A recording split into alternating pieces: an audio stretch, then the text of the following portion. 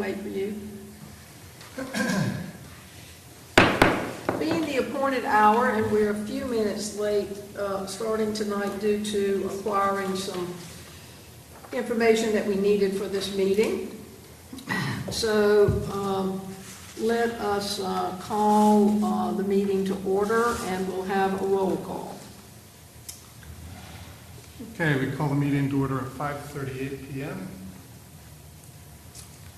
So, Dr. Ruth Cox. Present. Trip Buer. Here. James Bisbee. Absent. John Blackbolder. Here. Peggy Broadway. Here. Ellen Sheridan. Also absent. Annette Stone. Oh, she said she would be arriving perhaps half an hour late. Late, yes. She sent that to me and said that that would probably be the case. Candace Sullivan. Present. Okay, we have 5 members present, so that's all that's required for a quorum. Okay. Alrighty. A call for the reading of the dispense of the minutes. Do we have a second? Do we have a motion for that? I move that we dispense with the reading of the minutes. Have a second? Second. All of those in favor?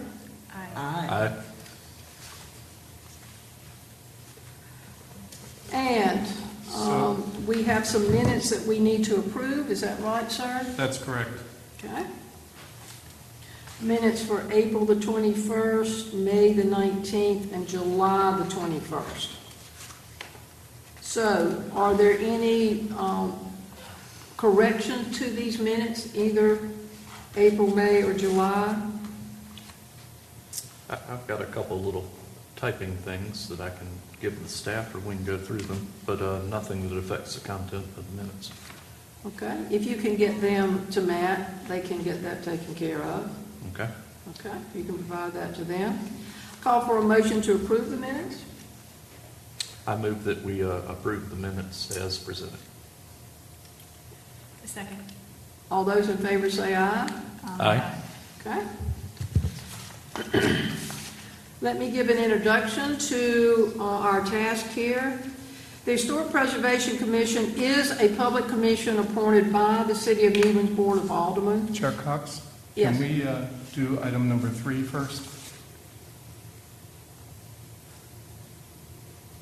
Item number 3 or item number 2? I'm sorry, item number 2. You want to do item number 2 first, Yes, okay? thank you. All righty. Mr. George.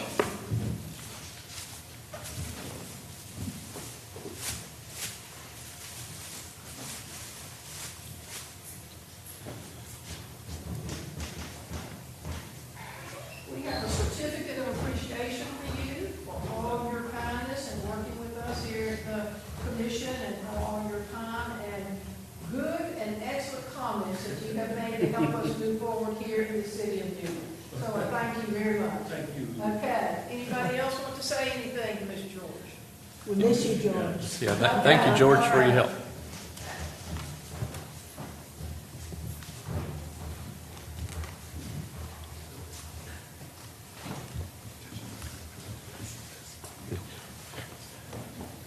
You're going to take your recognition and run, are you? Yeah. Okay, we'll see. Good to see you, Leanne. Chair Cox, since there are no hearings for tonight, you can dispense with the entire introduction for hearings. I can expense with, okay. All right, we don't have to do any of that then. All right, we have none of those. There's no, item 5, there's no old business. Are there any general public comments? We only have one general public out there. Any comments from you? No comments. Okay, so we have some new business on 416 through 418 Broad Street. Would you like to update us on that? Correct. So, and I'm going to fast forward to the actual application documents. So, back in apparently August of 2019, the applicant applied for a COA, and in the month or so after that, I guess September of 2019, they received their COA. Then in September of 2020, they applied for and received an extension for the project.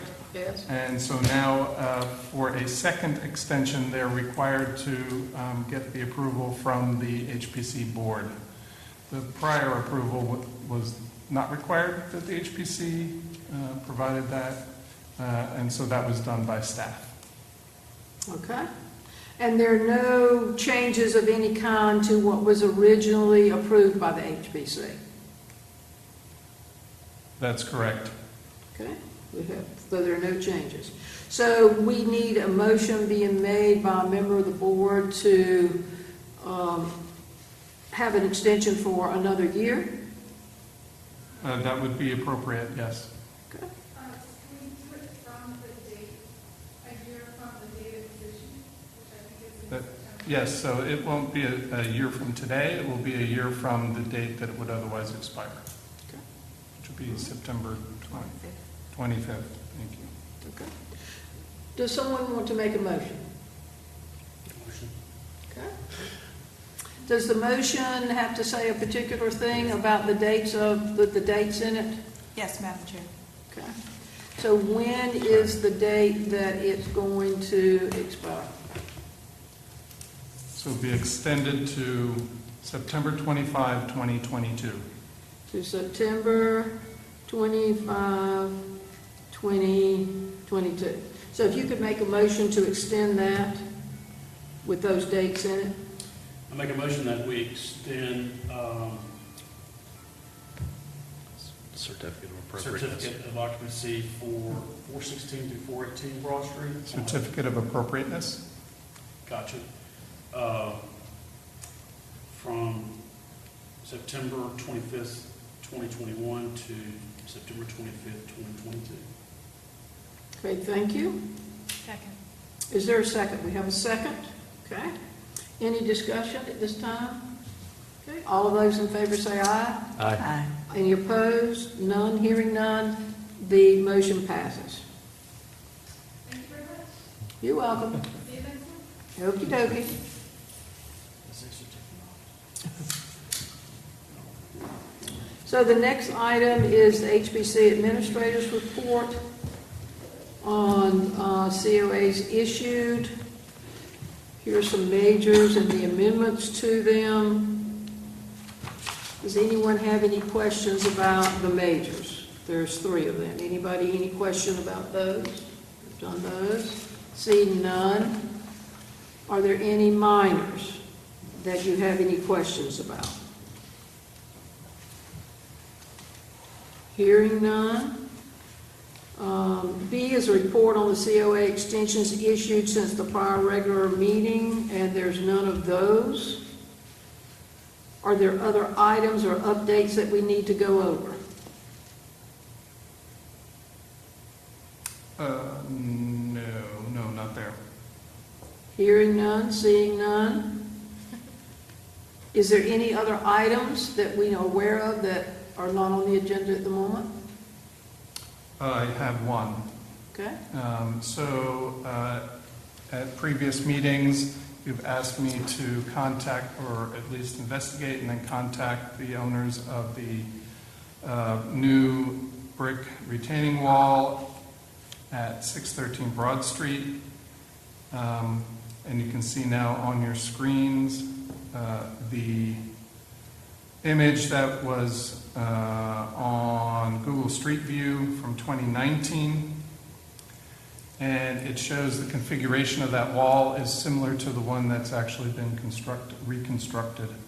You also notice perhaps in the lower left corner, and let me zoom in on that even more,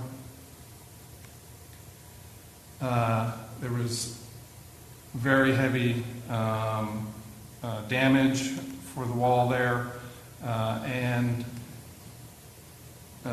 one of the other bigger features of this is that The wall was not the same height all the way along there, but actually rises up shortly after the corner and then continues along to the right. And they had, previous owners had added some concrete to the top of the wall, probably to try to stave off some of the damage that was happening to the wall. And then at some point, it was no longer either necessary or it's been broken off. There's also a diagonal that goes across here. There's also another diagonal crack through the wall structure, and we'll see that also. Let's go down to the next one. There's another crack too. So on the right-hand side, you can see there's another crack to the right of the tree trunk here. And then the diagonal one I was referring to is over here, right here through the middle of this image now.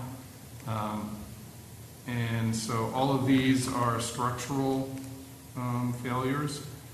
And I have one more image also from 2019 before they did any reconstruction.